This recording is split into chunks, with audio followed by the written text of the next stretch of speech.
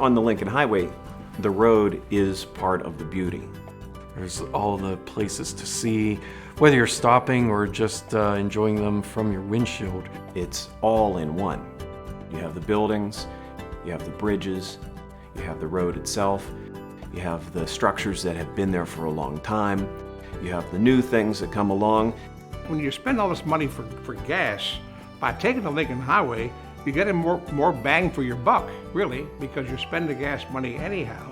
You can stop at this little antique shop somewhere, this little mom and pop restaurant that has wonderful apple pie, and things along the way that you will not ever find on the turnpike. It's early in the automobile era. We're talking the era that predates the interstates. To a newly minted American, this is your streets paved with gold moment.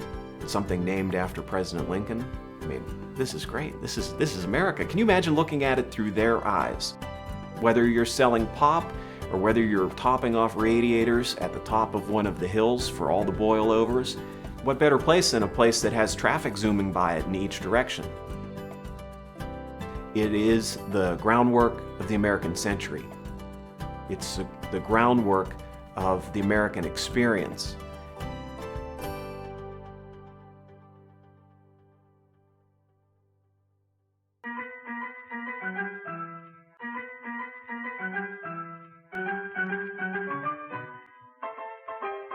The idea of a cross-country highway had been around long before the Lincoln Highway folks thought it up, at least 10 years before, and really back into the late 1800s, people bicycling had started envisioning highways between cities. Back in 1910, 1915, all that infrastructure to serve the automobile was new because mostly they were in urban areas. So Pittsburgh would have had its share of automobiles, Philadelphia, but really that wasn't that common in rural areas or between towns. Well, the Lincoln Highway was an idea of the people. It wasn't a government project or highway. It was really bubbling up at many levels as people were buying automobiles. They wanted to travel farther afield. So really, the Lincoln Highway parallels that growth in America when people wanted to go on beyond the limits of their town. They wanted to go somewhere that the railroad didn't tell them to go at the railroad's pace. The American West was the new frontier. It was the new place to explore. There was a big push to see America first, to establish and visit the national parks.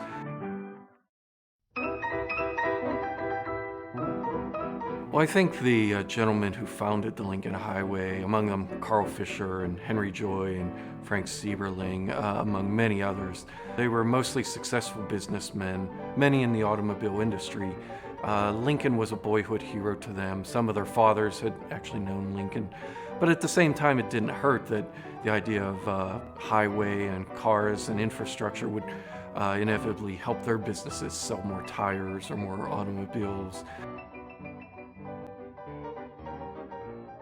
The original goal of the Lincoln Highway Association was to raise $10 million, and they thought that would be able to pave a road in crushed stone from coast to coast. They didn't reach that, and they quickly realized that they couldn't do that themselves, either by donations from other titans of industry or smaller donations from fans. And so the idea of the Lincoln Highway changed pretty quickly. It would become more of a model road to show other people what they could do, but the idea was to get the communities involved. If the communities could help with some of the equipment, with the labor, the Lincoln Highway Association would help procure some of the material, and together they would piece together the road from coast to coast.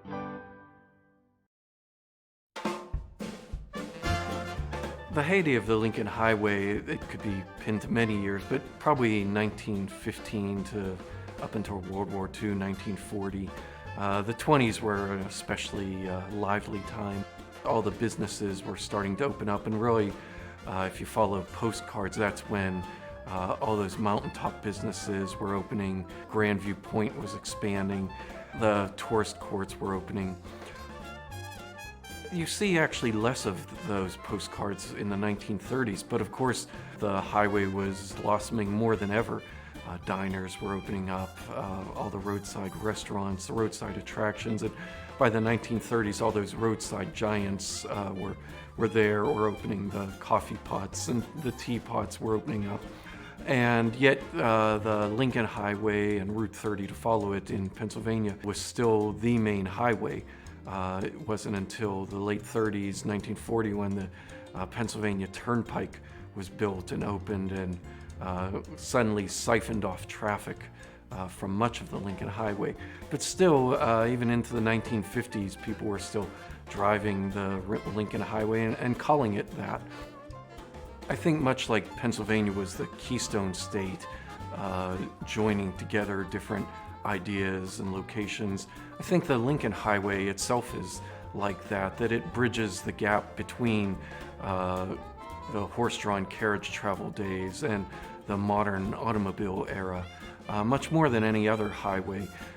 It grew into a 2-lane and 4-lane highway, and yet oftentimes right along that 4-lane highway you'll find an old stagecoach tavern still serving up meals and ale, just like it did 150 years ago. A modern version of the Lincoln Highway Association was started in the early 90s, but about the same time in Pennsylvania, there were people coming together to do a feasibility study to see what could be done to help preserve and document and celebrate the highway in Pennsylvania. That's what became the Lincoln Highway Heritage Corridor in 1995. And of course, it went on to help businesses in many ways, big and small, including places like the Coffee Pot, which was in disrepair, but through the efforts of the Lincoln Highway Heritage Corridor, was moved and preserved and now is its own roadside attraction.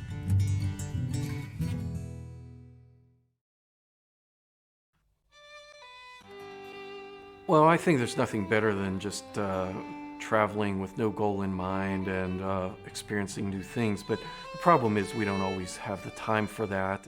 So the advantage of an organization like the Heritage Corridor or the Lincoln Highway Experience is that it actually helps people who aren't real familiar.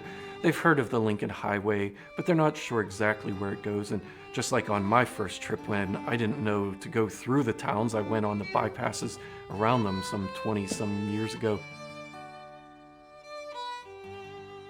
The great thing about the Lincoln Highway Experience is there's so much to see and learn here, but even at that, it's just the tip of the iceberg. The first course before the main meal and the dessert, which is of course the highway itself. People will stop here and get enthusiastic, get a little bit of guidance, but then they can spend the rest of the day or the week, or like me, their lifetime being out there on the road, experiencing it, actually seeing for themselves. These are people who, like myself, have an appreciation for the past. They know it's important to hold on to the past, not trying to relive it, but trying to understand what was there, because when you have a sense of history and you have an understanding of the past, then you're able to move more confidently into the future. The cool places are out there. It's a matter of maybe slowing down a little bit and finding them. Whether it's an old diner or an old roadhouse, or some of the newer attractions that the Lincoln Highway Heritage Corridor itself has been building, the roadside giants and the interpretive panels that are all out there to add new and exciting places for today's visitors to see.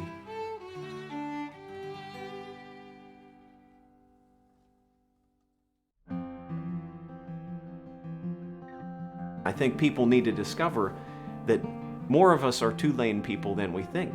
It's not just a way to get somewhere. It makes the trip part of the journey. It's more than just a road, it's an experience.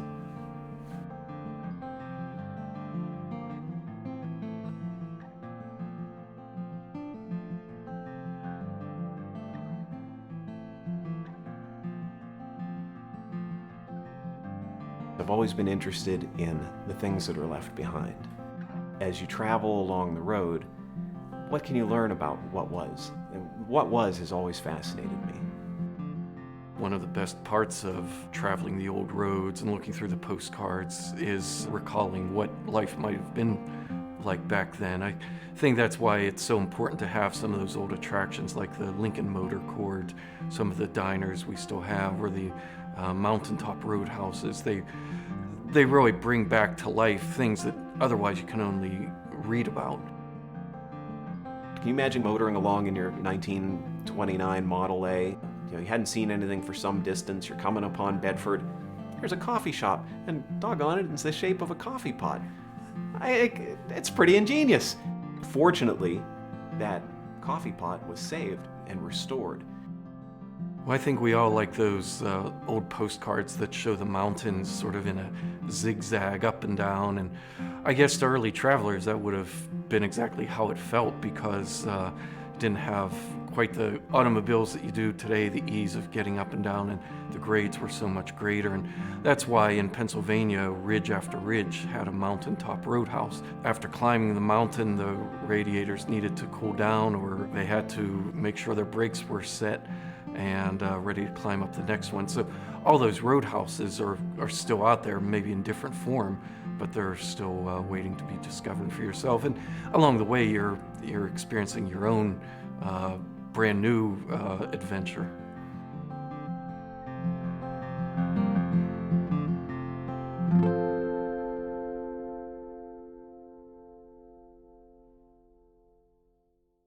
Rolling down that Lincoln Highway, the oldest road from shore to shore,